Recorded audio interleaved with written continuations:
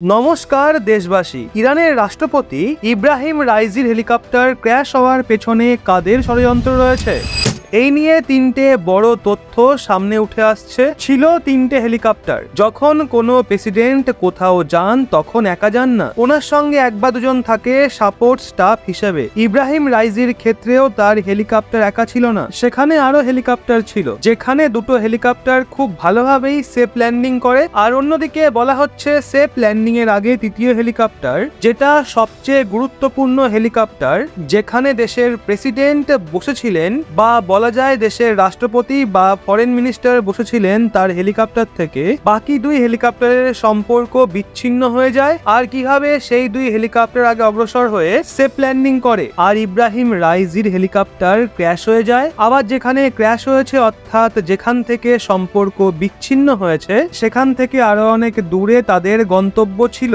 অর্থাৎ অনেক দীর্ঘ রাস্তা, কিন্তু বাকি দুই হেলিকপ্টার ট্রাভেল করেছে সেটার দূরত্ব যথেষ্ট ছিল, কয়েক মিনিটে রাস্তা ছিল। এমন পরিস্থিতিতে যে ফ্লিটে দুটো হেলিকপ্টার ছিল তারা পুনরায় ফিরে কেন আসেনি? যখন সম্পর্ক বিচ্ছিন্ন হয়, যে দায়িত্ব থাকে প্রেসিডেন্টের হেলিকপ্টারকে সঙ্গে নিয়ে অর্থাৎ সুরক্ষা দিয়ে ল্যান্ড করানোর বা তার ডেস্টিনেশন পর্যন্ত পৌঁছানোর, এছাড়াও তার সেই গন্তব্য থেকে পুনরায় ফিরিয়ে নিয়ে আসার, সেটা পূরণ করা কেন হয়নি? যদি প্রধানমন্ত্রী বা রাষ্ট্রপতির অবস্থান কোন রাস্তাতে রাখা হয় তাহলে সেখানে যে গুরুত্বপূর্ণ গাড়ি থাকে সেটা তো মাঝখান দিয়ে চলে। এছাড়াও আগে এবং পেছনে যে গাড়িগুলো থাকে তার যদি মাঝখানের গাড়ির সাথে সম্পর্ক বিচ্ছিন্ন হয় তাহলে অন্য গাড়িগুলো আগে অগ্রসর হয়ে যায়। এই কথা আপনি কখনো শুনেছেন? এটা অবশ্যই চিন্তা করার মতো বিষয়। সম্পর্ক বিচ্ছিন্ন হয়, কিন্তু সম্পর্ক বিচ্ছিন্ন হওয়ার পরও দুটো হেলিকপ্টার সেফ ল্যান্ডিং করে। আর ল্যান্ডিং এর যে লোকেশন বলা হয়েছিল যেখানে পৌঁছানোর কথা ছিল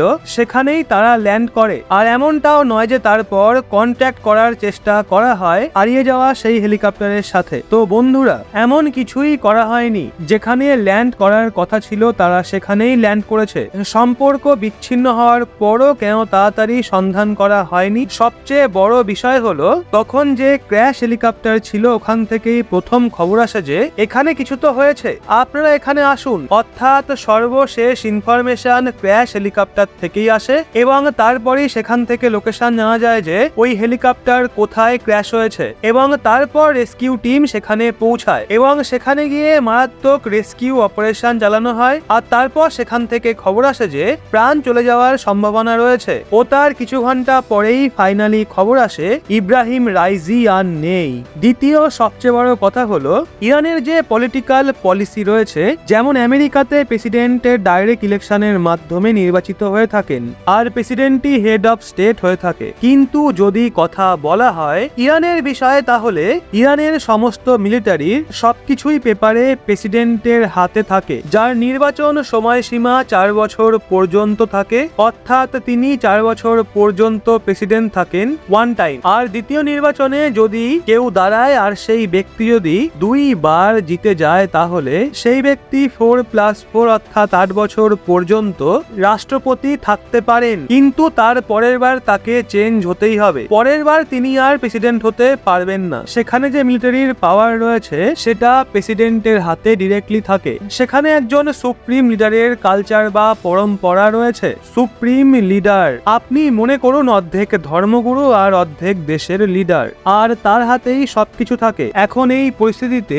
আলী খামেনেই রয়েছেন, আর এনার আগে আয়াতুল্লাহ খোমেনি ছিলেন। এনার মৃত্যুর পর আলী খামেনেইকে জায়গা দেওয়া হয়। আয়াতুল্লাহ খোমেনির মৃত্যুর পর তার ছেলেকে জায়গা দেওয়া হয়নি, কিন্তু এখন যে তৎকালীন সুপ্রিম লিডার রয়েছেন আলী খামেনেই, এনার ছেলে মোস্তাফা খামেনির নাম চলছিল সুপ্রিম লিডার হওয়ার রেসেতে, কিন্তু এনার বিরুদ্ধে অনেক বেশি জন আন্দোলন শুরু হয়ে গেছিল।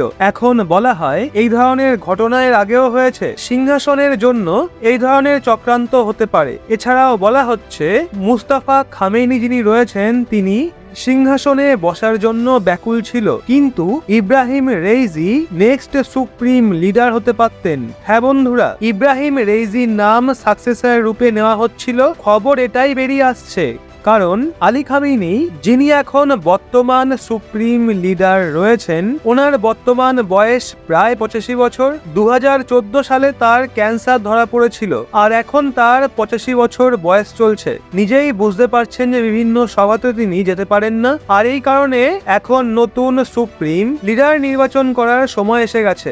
আর ইব্রাহিম রাইজির পেছনে সম্পূর্ণ পলিটিক্যাল দল ছিল। এই অবস্থায় এটাও একটা থিওরি বলে মনে করা হচ্ছে। এছাড়াও তৃতীয় এবং সবচেয়ে বড় গুরুত্বপূর্ণ থিওরি হলো মুসাদ। মুসাদ এর আগেও এই ধরনের ক্র্যাশ করিয়েছে, কিন্তু তারা কখনোই স্বীকার করে না, আর না ইসরায়েল স্বীকার করে। ইসরায়েলের পলিসি রয়েছে যে তারা হামলা করবে, কিন্তু তারা স্বীকার করবে না যে এটা আমরা করেছি বলে, আবার নাও তারা অস্বীকার করবে। বিভিন্ন সময় এটা দেখা গেছে যে ইরানের সায়েন্টিস্ট যারা নিউক্লিয়ার প্রোগ্রাম করেছিলেন আর ইরানকে একটা নিউক্লিয়ার পাওয়ার সম্পন্ন দেশ তৈরি করতে চেয়েছিল, সেই পরিস্থিতিতে ইরানি বিজ্ঞানীদের বাছাই করে তাদের সাফ করে দেওয়া হয়েছিল, আর এর পেছনে ইসরায়েলের মুসাদের নাম নেওয়া হয়েছিল। কিন্তু কখনোই ইসরায়েল এটাকে স্বীকার করেনি, উল্টে অস্বীকার করেছে। এমনটা ইসরায়েল সবসময়ই করে এসছে। এই নিয়ে অনেক ইতিহাস রয়েছে, যেমন ইয়াসের আরাফাত, তিনি ফিলিস্তিনের একজন গুরুত্বপূর্ণ লিডার। ওনাকেও হেলিকপ্টার ক্র্যাশেতে এইভাবেই শেষ করে দেওয়া হয়েছিল। সেটাও বোঝা যায়নি যে সেটা ইসরায়েল করেছে নাকি সত্যি সেটা কোনো দুর্ঘটনা ছিল, সেটা এখনো পর্যন্ত ক্লিয়ার হয়নি। এতদিন পর্যন্ত এটা বলা হতো ইরানের কাছে যে মিসাইল রয়েছে সেটা লম্বা দূরত্ব অতিক্রম করে ইরাককে ক্রস করে আরো অন্যান্য কান্ট্রি যেমন জর্ডান, সিরিয়াকে পেরিয়ে ইসরায়েলকে হিট করতে পারে না, এটাই ইরানের মিসাইল সম্পর্কে বলা হতো। কিন্তু ইরান যখন 13-14 এপ্রিলে হামলা করেছিল ইসরায়েলের ওপর, তখন প্রত্যেকটা এলাকাতে হামলা করেছিল, আর তাদের ব্যালিস্টিক মিসাইল যেগুলো ছিল সেগুলো ইসরায়েলের ভেতর পর্যন্ত পৌঁছে গেছিল এবং ইসরায়েলের এয়ার ডিফেন্স সিস্টেম তাকে থামাতে ব্যর্থ হয়েছিল। তো বন্ধুরা, এখানে আমরা ব্যালিস্টিক মিসাইলের বিষয়ে কথা বলছি। এমন পরিস্থিতিতে এটা বলা হয়েছিল যে ইসরায়েলও জবাব দেবে, ও তারপর ইসরায়েল ইরানের একটা গুরুত্বপূর্ণ শহরে হামলা করে দেয়। সেটা এত বড় হামলা ছিল না, তাই বিশেষ কোনো যায় আসেনি। তখন এটা বলা হয়েছিল যে